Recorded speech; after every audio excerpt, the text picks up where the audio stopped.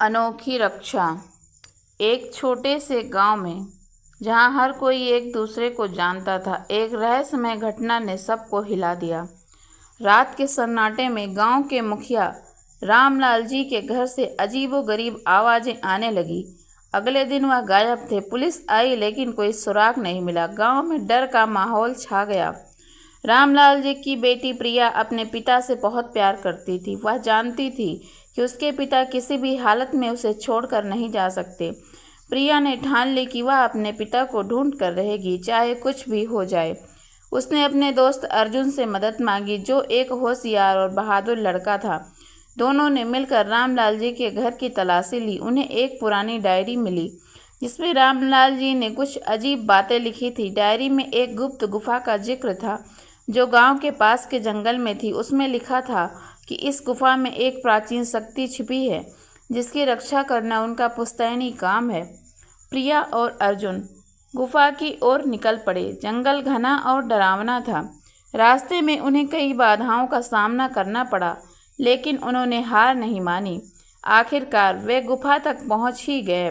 गुफा के अंदर एक चमकदार पत्थर रखा था जिससे एक अजीब सी रोशनी निकल रही थी। तभी उन्हें एक परछाई दिखी। वह रामलाल जी थे, लेकिन वह ठीक नहीं लग रहे थे। उनकी आंखें सूजी हुई थी और वह कुछ बुदबुदा रहे थे।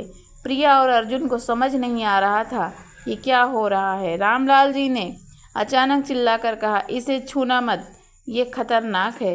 तभी एक और आदमी गुफा में दाखिल हुआ। वह गांव का एक पुराना जमींदार था, विक्रम।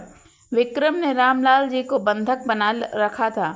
वह उस प्राचीन शक्ति को हासिल करना चाहता था क्योंकि उसे लगता था कि इससे उसे असीमित धन और ताकत मिलेगी।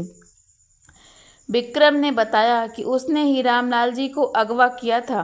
प्रिया और अर्जुन समझ गए कि उन्हें रामलाल जी को बचाना होगा और उस शक्ति को विक्रम के हाथों में पड़ने से रोकना होगा। एक भयंकर लड़ाई शुरू हुई। प्रिया और अर्जुन ने मिलकर विक्रम का सामना किया। प्रिया ने विक्रम को बातों में उलझाया, जबकि अर्जुन ने चुपके से रामलाल जी को आज़ाद कर दिया। रामलाल जी ने अपनी बची हुई शक्ति का इस्तेमाल करके उस पत्थर से एक ऊर्जा निकाली और विक्रम पर हमला किया। विक्रम हार गया और बेहोश होकर गिर पड़ा। जब विक्रम होश में आया तो उसने अपनी गलती मानी और रामलाल जी से माफ़ी मांगी। रामलाल जी ने उसे माफ़ कर दिया और उसे गांव के विकास में मदद करने को कहा। गांव में खुशी का माहौल छा गया। रामलाल जी वापस आ गए थे और गांव सुरक्षित था। प्रिया और अर्जुन ने गांव वालों की नज़र में एक सम्मानजनक स्थान बना लिया था। उस प्राचीन शक्ति को सुरक्षित कर लिया गया था और अब उसकी रक्षा की जिम्मेदारी प्रिया पर थी। गांव वाले समझ गए थे कि सच्ची शक्ति धन या ताकत में नहीं, बल्कि एकता और बहादुरी में होती है।